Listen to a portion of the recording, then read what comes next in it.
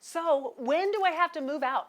I get this question more often than you might think. Possession of a property is typically transferred at closing. If you are moving into another house and you have to be out of the house you live in, you have to have a plan.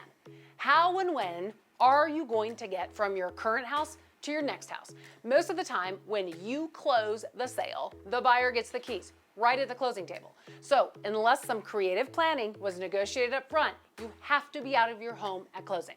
If you haven't arranged early occupancy on the next house or arranged to stay at your house a couple days longer, which can be difficult to arrange, and the seller of the house you're buying doesn't want the liability of you living in the house before closing, you are going to need a plan. We typically suggest placing household goods into what is known as a pod or a sea can. A sea can may also be known as a storage container or even simply a shipping container. It's a little more expensive than renting a storage unit, but it's the simplest way to move because you just move everything into the pod, then the pod company comes and moves everything to the next house.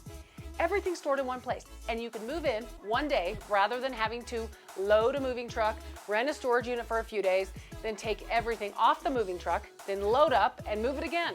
It's important for you to have a plan of what you're going to do before your house goes under contract. And in our fast-paced market, this becomes even more important. We've got ideas to share with you, and as always, we want to set you up for selling success.